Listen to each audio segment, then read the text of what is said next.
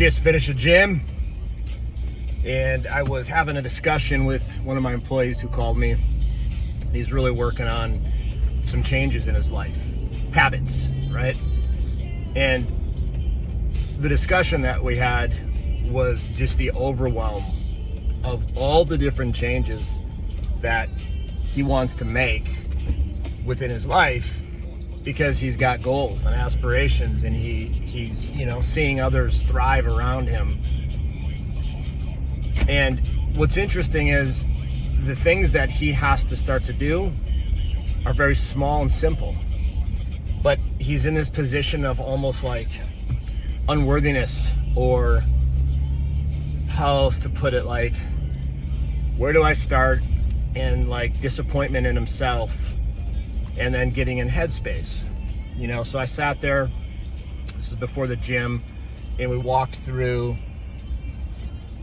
a list of things that are simple things to execute and do, that are like things that he has to get done. And these are small things, nothing to do with work. It's just training and building the habit. It reminds me of my friend Jim Bunch. I don't know if he still has his program, but it was the Ultimate Game of Life, and at one point it was Happy, Healthy, Wealthy, but he went through the 9 environments of life, and you in the middle, there's 9 environments around you. And his challenge really moved the needle in people's lives in a powerful way, because they would focus on one habit in the healthy aspect, one habit in the wealthy, and one habit in the happy, healthy, wealthy.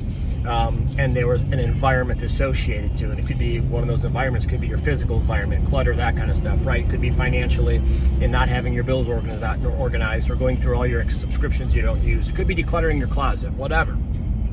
So what I was encouraging this employee, because he's got a ton of talent, young guy, ton of talent, has grown a lot, and he's kind of hit a wall. And what I was encouraging him on is, listen, the first thing that matters most is that you have to begin to make commitments and complete those commitments.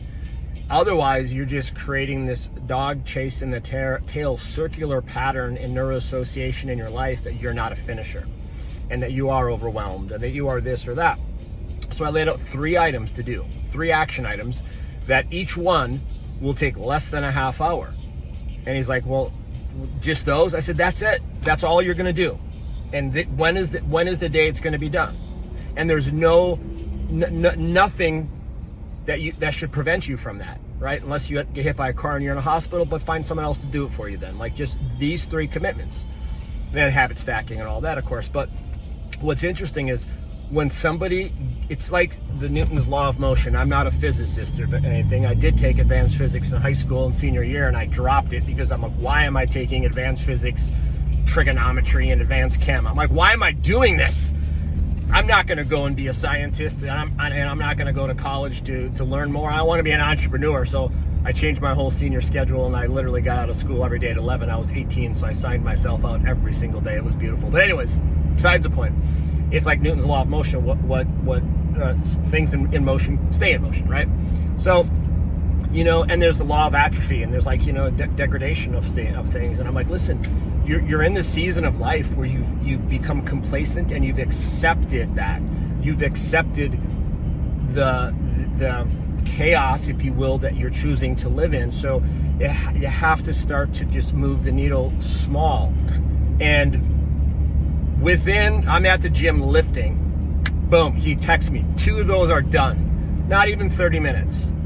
So he's in motion. And most people say, if I told you what they were, you'd probably laugh, but most people will say, like, well, that was a nothing. But for him, it was a win, because now he's like, man, I got that appointment scheduled, I have this cleaned and done, and I have whatever, I'm about to do the next thing.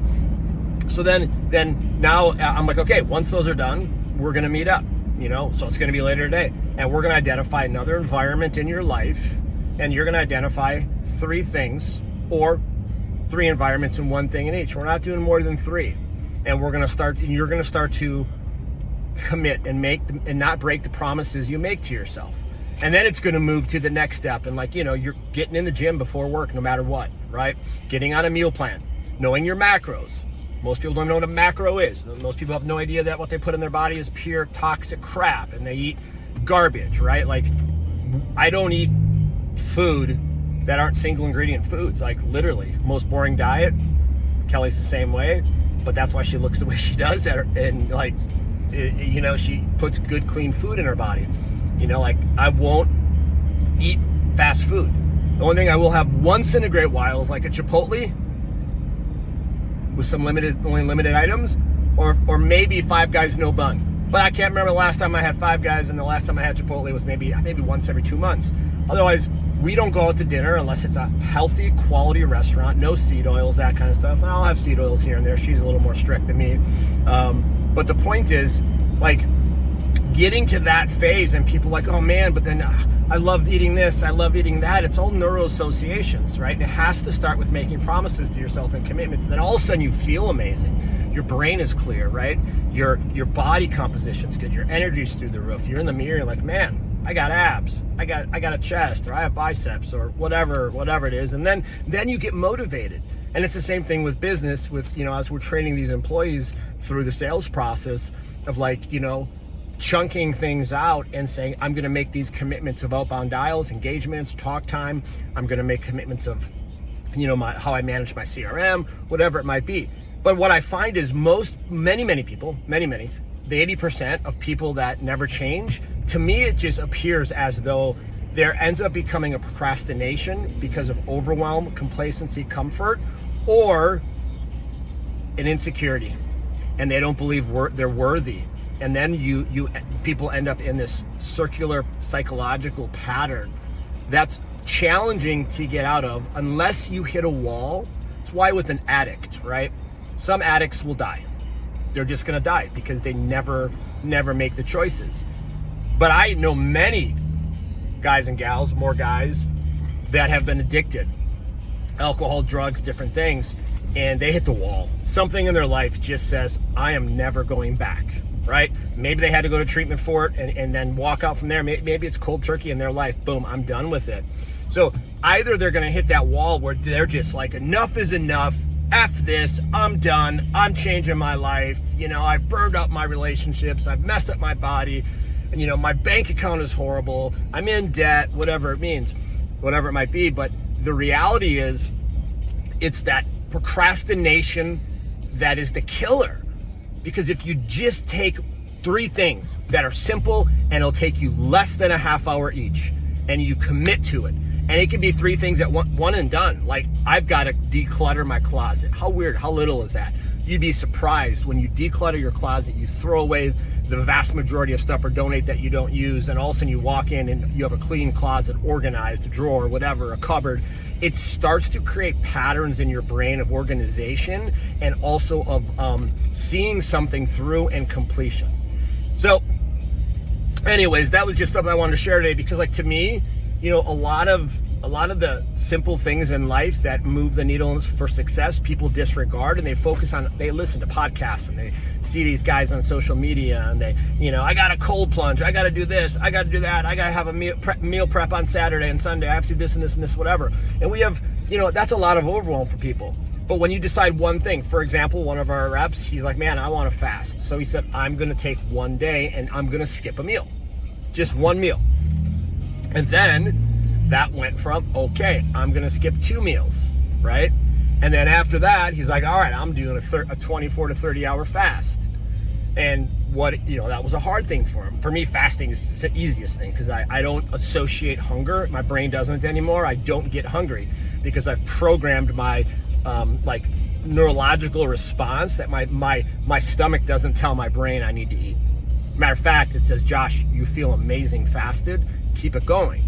But you got to start with something little. So if you're someone who you've looked at your life and you just see the last few years, man, financially you're in the same spot, physically in the same spot, spiritually you're in the same spot, you know, and you're comfortable and you want change, my encouragement is to, or if you're performing at a high level right now, same thing.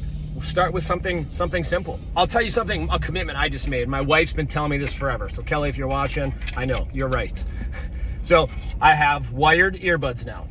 And I've had these for a while. And I got the old iPhone, so it's got like the lightning thing on there. And I have a Mac Studio at the office, so I ordered a new nice earbuds that have the USB-Cs to plug into my Mac Studio, because I know for a fact that me having earbuds in my ears is just blasting my brain with EMF and radiation. And I know it's crap for me. It's horrible for my brain.